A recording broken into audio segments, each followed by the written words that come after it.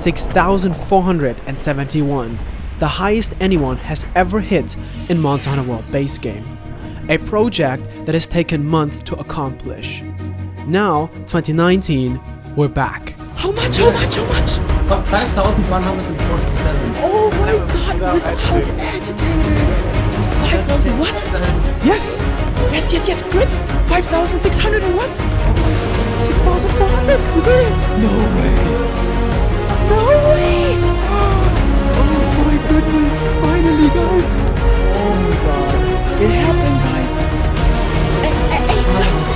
It was more! Over 8,000!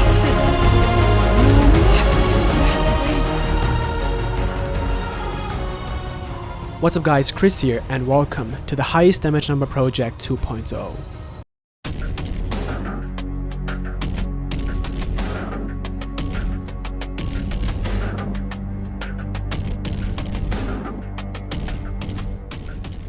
The new Iceborne beta just launched on PS4 and we noticed how drastically the motion value of the True Charge Slash has changed. This move, which was already the strongest single hit in the game, became even more powerful. And due to the fact that Iceborne would finally bring G rank to World, we are pretty certain of being able to hit a 5-digit damage number finally. Cause let's face it, if we only take a look at the increase in raw attack of Master Rank Greatswords and that together with the purple sharpness multiplier and the new True Charge Slash motion value, it would have been so easy to get a damage number over 10,000. But almost half a year later, we would learn that this wasn't possible. Unfortunately, while Iceborne introduced many changes, some of them aren't exactly beneficial to reach the highest damage number. And no, I'm not talking about a damage cap. Let's get this out of the way first. There's no damage cap in Iceborne. In 2015, during the era of Monster Hunter 4 Ultimate, we made videos on Devil Joe or Fatalis, trying to take them down with as few hits as possible. But it wasn't until Monster Hunter Generations which introduced the Brimstone Slash, a new greatsword attack which was more powerful than anything we've seen before.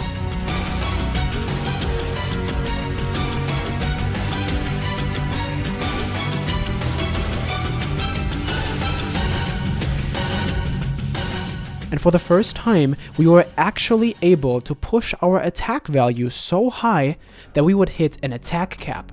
Capcom implemented an attack cap in Monster Hunter Generations, which was 999 true attack, which you could see in your status.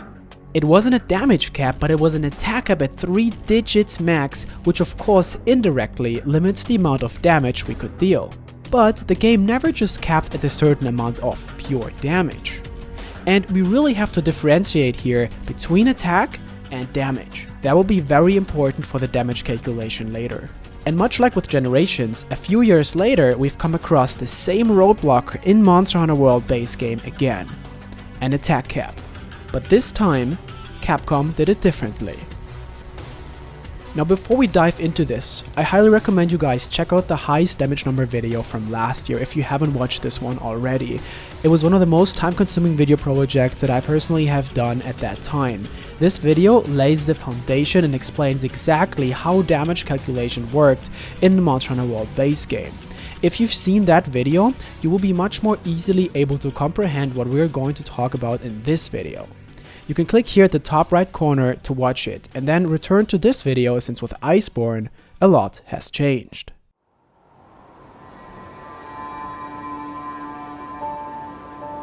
So, what's new? What are the differences? We have Master Rank now, so a whole new chapter of weapons to choose. Let's take a look at the best greatswords to hit the highest damage number. The only two options that seemed relevant at first glance were Brute Tigrex called Wildbite and Acidic Shredder 2. These were the only two options which had the highest base raw plus purple sharpness. But due to the fact that Acidic Shredder 2 is a bone design, it can have custom upgrades, which makes it 29 loaded attack points stronger than Brute Tigrex. Why the base attack of greatswords matter that much is because of the attack cap. The higher the base attack of a greatsword is, the higher our final attack value can be. In Monster Hunter World base game, the attack cap was 3 times as high as the base attack. And that allowed us to go pretty crazy, honestly. And while we did reach that attack cap back then, this cap wasn't that big of a roadblocker since we wouldn't have been able to go much higher anyway. But well, Iceborne changed that. Unfortunately, not for the better. Now, with Master Rank, Capcom introduced a whole new attack cap, which is only 2 times as high as the base attack. Meaning, with our Acidic Shredder of 1469 attack, we can't even reach as much attack as we did back in 2018 with the Devil Joe High Rank Greatsword. That is a huge nerf. So what we are seeing here is a max of 2938 attack that you can see in your status. When we found out that they had lowered the attack cap that drastically, that was a sad day for us. We knew that hitting 10,000 now would be pretty much impossible. With such a low cap, we didn't even have to use Evasion Mantle anymore. No attack skill, no agitator, no resentment. We didn't even have to use any of these skills.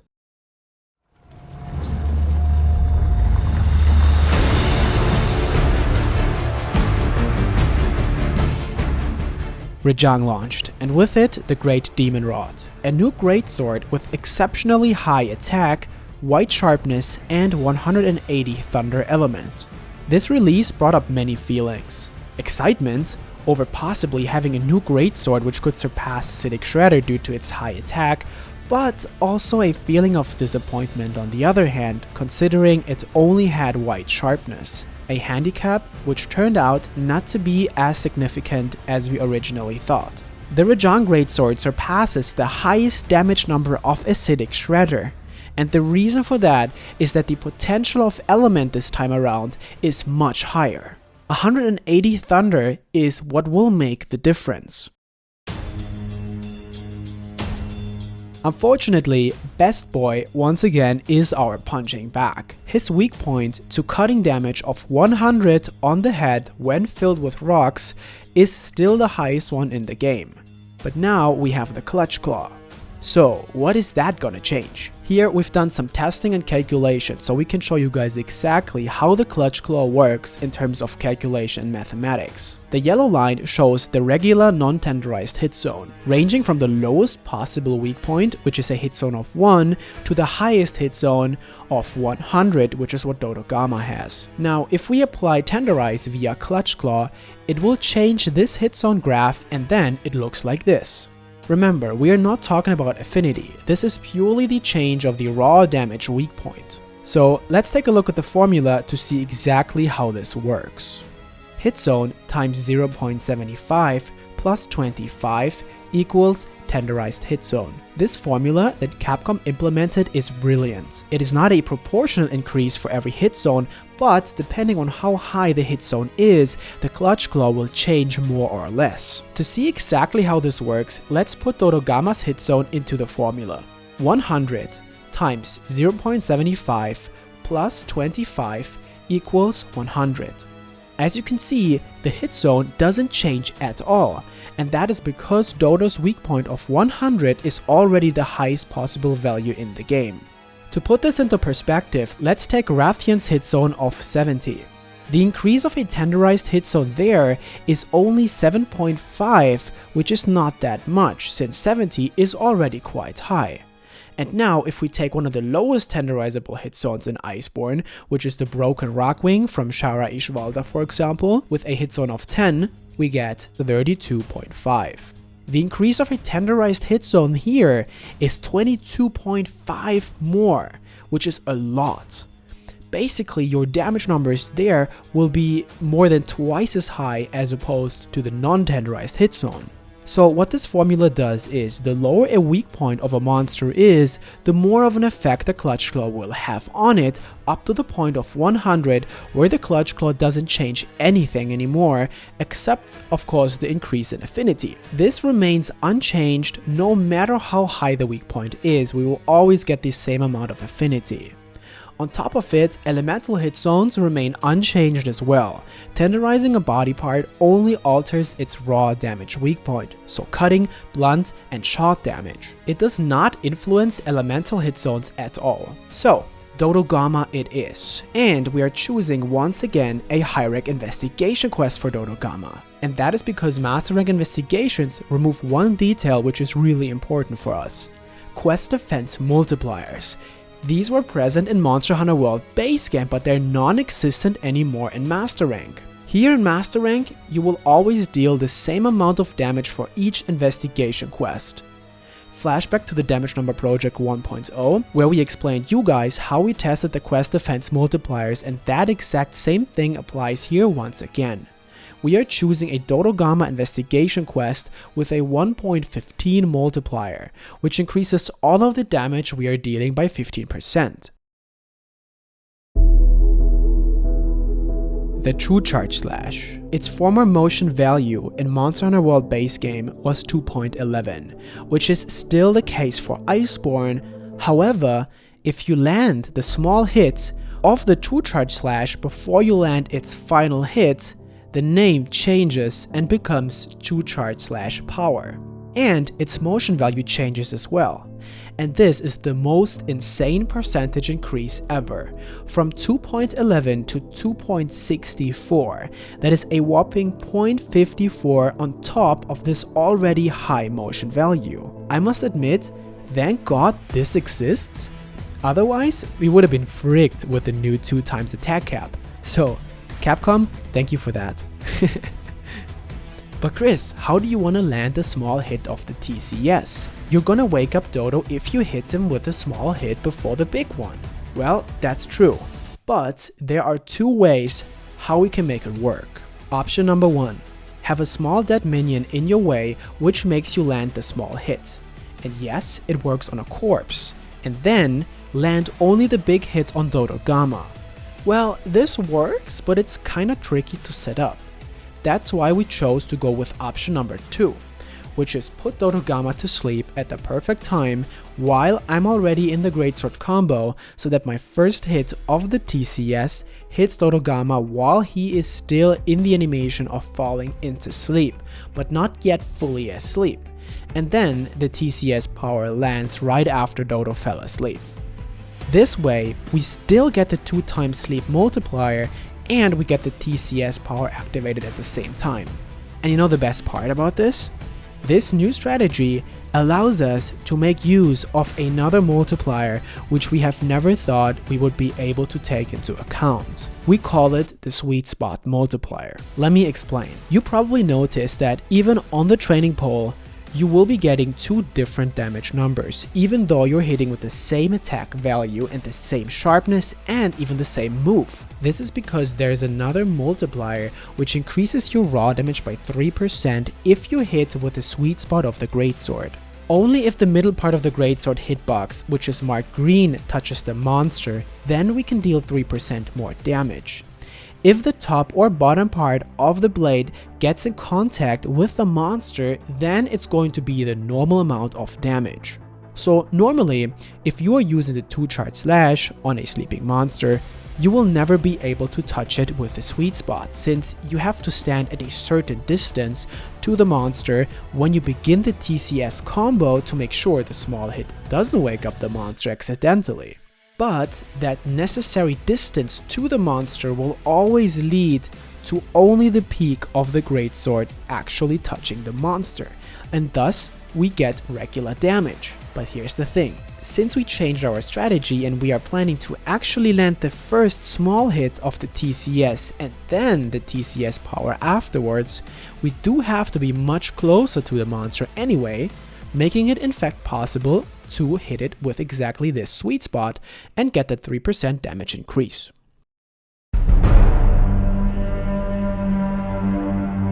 Iceborne introduces two new skills, which we want to take a look at. The Volcana set bonus Frostcraft and Coalescence. Frostcraft, an aura of frost builds when your weapon is sheathed, raising attack, wanes each melee hit or shot fired. This skill has 3 levels, which gradually appear as the weapon is sheathed. On level 1, we have a multiplier of 1.05, level 2 1.15, and level 3 1.30. And the best part about this is, It's not an attack multiplier, it's a damage multiplier. So just like with the TCS motion value of 2.64, it affects us past the 2 times attack cap. However, there's one major drawback.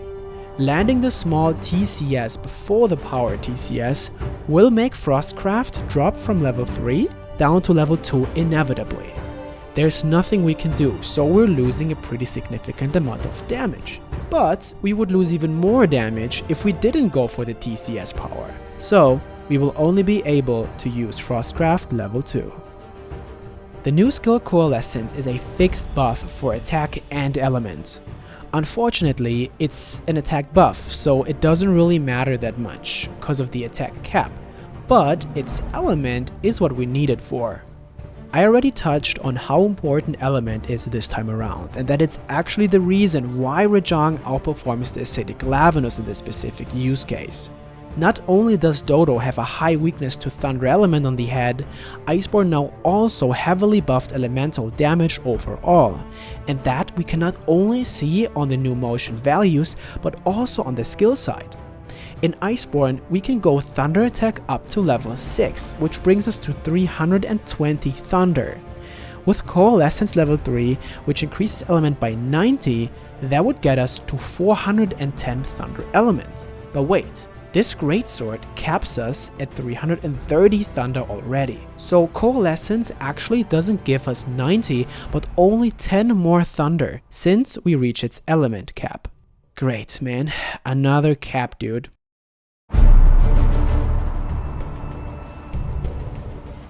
So how does the element cap even work? As always, we not only did the math and calculations, but I also made visuals to explain it properly. The purple line here is the base element of any weapon, from 0 to 1500 element. The red line is the element cap respectively. As you can see, here from 0 to 250 base, the element cap increases proportionally until the value of 400. From that point on moving forward, however, the distance between the base element and its cap rises increasingly. That is due to 2 basic formulas which define how Iceborne is calculating its elemental caps. Every weapon with an elemental base value lower than 250, such as the Great Demon Rod, all of these elemental values will be capped out at plus 150 of their base value. All the weapons that have a higher base element, such as the Dragon Seal Greatsword, their elemental cap lies at a multiplier of 1.6 of their base value, meaning that the higher your base element is, the higher increasingly you will be able to go before you cap out, because it will be multiplied with 1.6 rather than a fixed increase of 150. If we apply this to our Rajang Greatsword with 180 Thunder element, since it's below 250, it will cap out at 330. So that is why we only need Coalescence level 1, since that is already more than enough to push us to the elemental limit.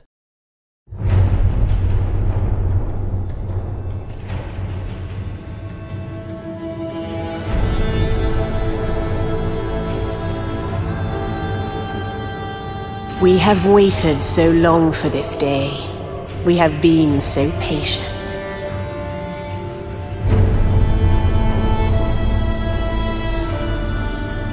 I have seen the future, and it is cold.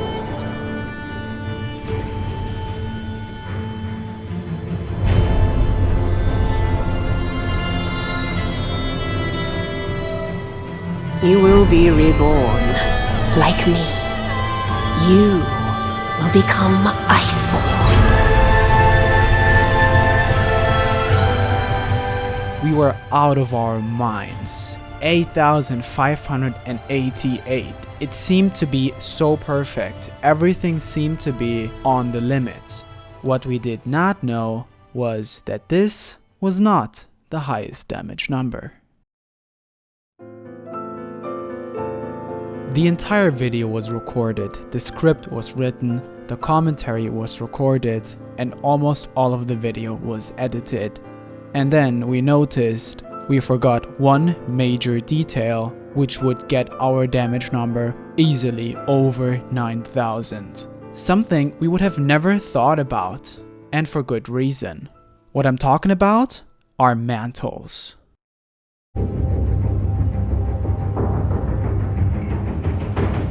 Back in World Base Game, we always used the evasion mantle, no question about it, since we needed it necessarily to hit the attack cap. But due to the fact that the attack cap was so low this time around, we didn't even have to use this evasion mantle anymore. What we did not think about though was that if we're not using this mantle, we are allowed to use another mantle, and there is in fact one mantle which will give us so much more attack that it pushes us over 9,000.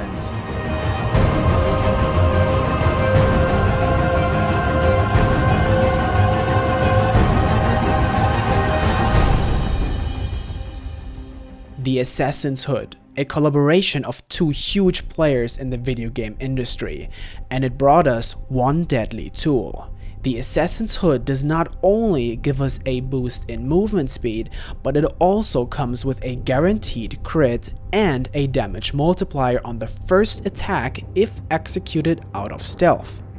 Meaning, if a monster doesn't spot us as a threat and we are able to sneak up on it, then our first move on that monster will be granted a short crit and a whopping 1.5 multiplier. However, that is different on a sleeping target. On a sleeping monster, that 1.5 multiplier gets lowered to merely 1.1. A safety measure from Capcom to prevent exactly what we are trying to do here.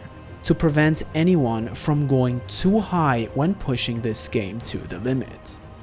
But still, a 1.1 multiplier is really strong, and the best part about this, it also applies to element. So our entire damage number will be 10% higher. In fact, with this mantle, the scouter will finally say its power level is over 9,000.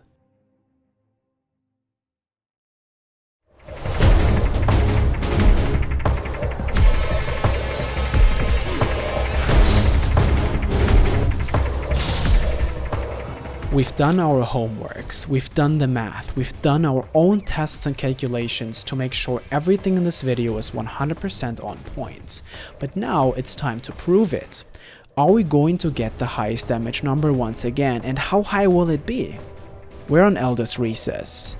With me, Michi with a status light bowgun and Visory with an attack hunting horn. As usual, I'm carding twice to activate Fortify, which increases attack by 20%, and afterwards eating for Feline Heroics to get another 35% more attack. In this case, we don't even have to eat for attack food, since we reach our attack cap anyway, so we'll eat for defense just to prove our point. As we do this, let me show you guys the skills we are using. Thunder Attack level 6 and Coalescence level 1 brings us to the element cap. Critical Boost level 3 will give us 40% more damage on critical hits. And here we see the insane quality of the Assassin's Hood, the guaranteed crit. We don't need any affinity skills, even though we are in the negative amount, we are going to get that crit on the first attack out of stealth. Handicraft level 1, which gets us a tiny bit of white sharpness, which is all we need for one hit. Fortify, which allows us to increase attack by 10% each time we die, it only stacks up to twice. And lastly, our two set bonus skills from Volcana. Critical Element, which was buffed in Iceborne and now gives us 50% more elemental damage on crits, and Frostgraft, which on level 2 gives us 50% more raw and elemental damage. Now we're going to get Nitro Toted, which gets us burning so that our HP drops below 10%, which activates Feline Heroics, and once we cancel the burn, we'll activate Coalescence level 1 at the same time. Coalescence activates as soon as you lose a blight, and it will remain for 90 seconds. So that means we have 90 seconds to get our hit. Man, that's like a walk in the park for us. Remember last year when we had less than 20 seconds because of the Might Pill and Evasion Mantle? Dude, honestly, you know what? Thanks for the attack cap. Thanks for making it easy for us this time around. Capcom, we appreciate you. Here, we are using the Gili Mantle to make sure Dodogama doesn't see us before we start the True Charge Slash to make optimal use of the Assassin's Hood. Now Viceroy is luring Dodogama to us with Challenger Mantle, and he is playing the Hunting Horn attack buff twice for 20% more attack. Here, everything goes super fast. After doing that so many times, we already know exactly what to do. The Flash Bomb will make Dodogama stop spitting out the lava and remain on weak point rock level 2 100. Checking the status, it shows us our attack cap of 3072, which is 2 times the base attack of our Demon Rod. And here I'm ready, so Michi is going for the para. I'm setting up my 90-degree angled TCS as I'm giving Michi the signal to trigger the sleep at the perfect time. And watch this. The small hit lands with 456 damage already. And let's pause here so we can take a deep dive into the calculation and mathematics behind all of this, so we understand how this damage number is happening.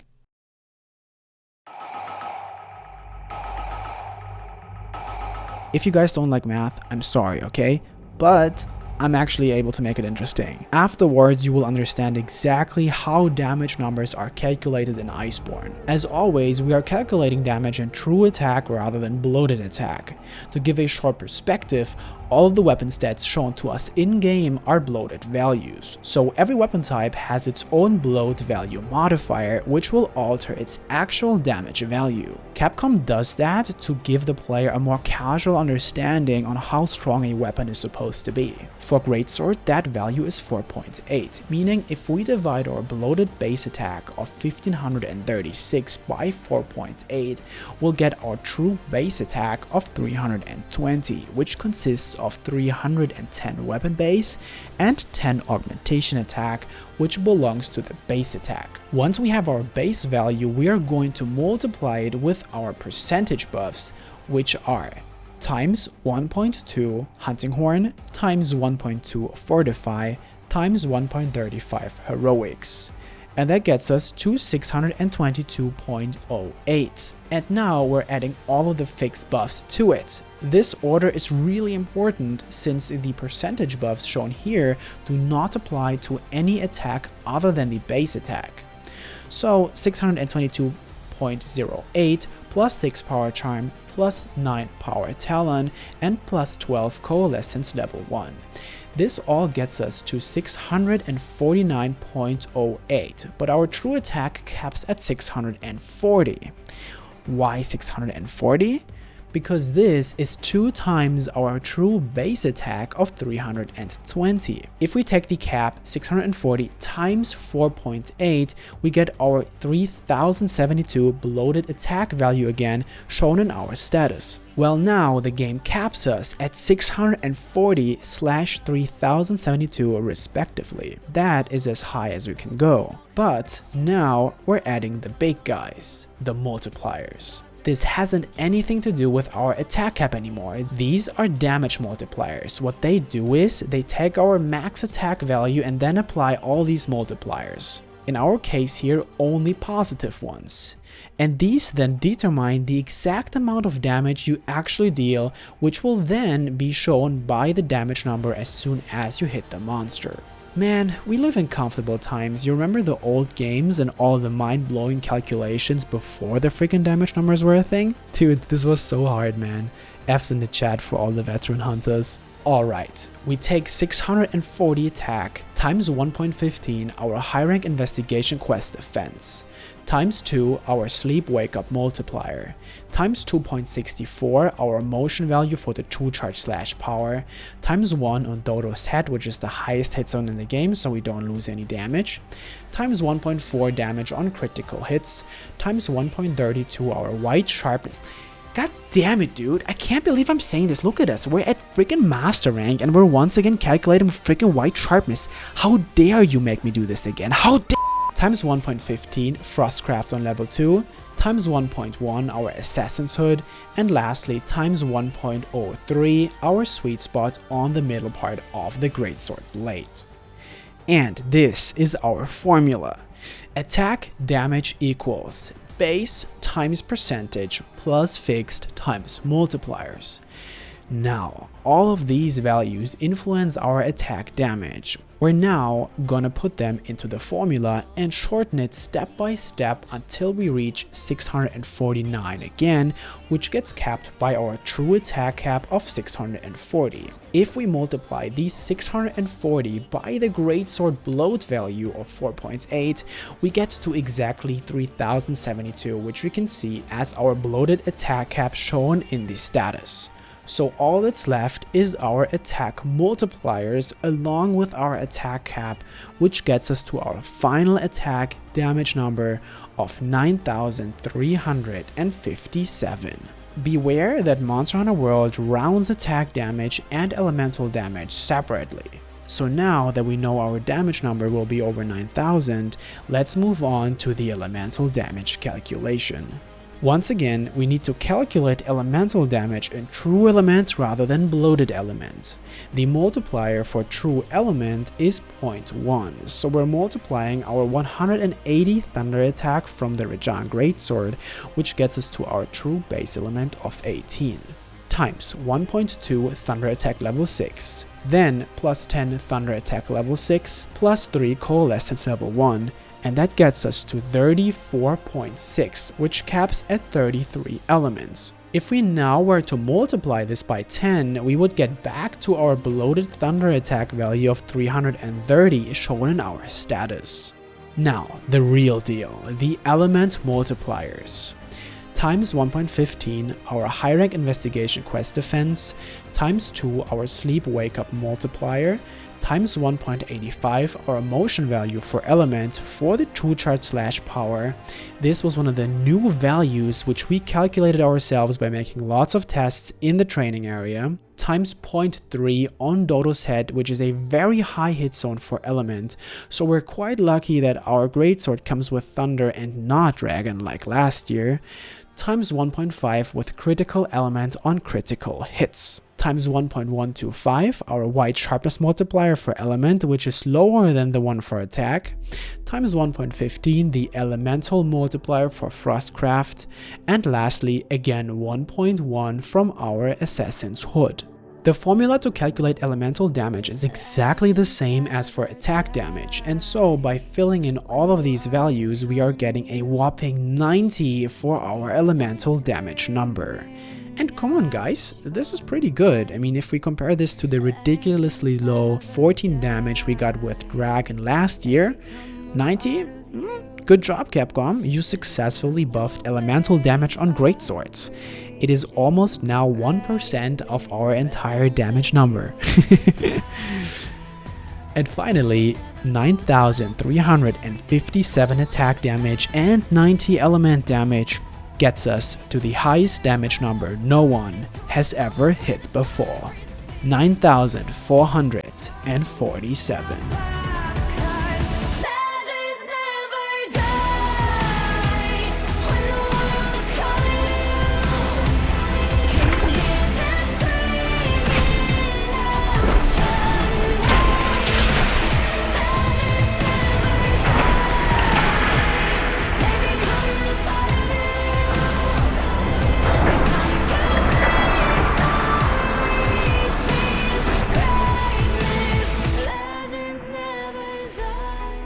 9447. Excuse me, how much? You know what? Fuck this. You know what? It's fine. I'm gonna go have my own, you know what? Fine. 9447, the absolute highest damage number that you can achieve in Monster Hunter World Iceborne. Now, before we end this video, there are two important things to say. First of all, while the Great Demon Rod gets the highest damage number, it is by any means not the best weapon or greatsword in the game. This here is a special scenario, and only for this specific use case this weapon is the best. As always, every weapon has its advantages and disadvantages, so this greatsword or even the build that I was using is not a recommendation to use in a regular hunt. I just want to make myself very clear to avoid misunderstanding, since apparently last year after we made this video, a lot of people assumed all of a sudden that the Deviljor Greatsword is unmistakably the best weapon for everything in the game, which is obviously not the case. And this is why I'm specifically mentioning this. I know most of you guys know this, but some people might not, so that's why I'm saying it. Use whatever you guys want to use whatever you have fun with. We just used this weapon for this specific video, and that's it. The second thing is, this video was recorded in October 2019, and Rajang is the newest addition to the game as of right now as I'm making this video. Our damage number of 9447 is the absolute highest we could achieve in this version of the game right now, but this can obviously change at a later date if another greatsword is being added to the game with similar raw attack, for example, or purple sharpness. This just needs to be said for future reference. Should that be the case?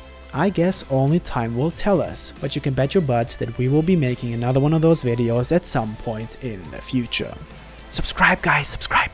Now's the time to hit the subscribe button. This video took us a very long time to make, but I really hope it was worth it and you guys enjoyed watching it. A special thanks to Viceroy and also Michi, who helped me getting all these infos together and running tests in the training area. And thanks also to you guys always for so many likes and comments under our videos. I don't even know how many comments I've seen from you guys requesting this video over and over again. Thank you for motivating us every time to make the best videos we can come up with. With that being said, thanks for watching, and I'll catch you guys on the next one. Peace.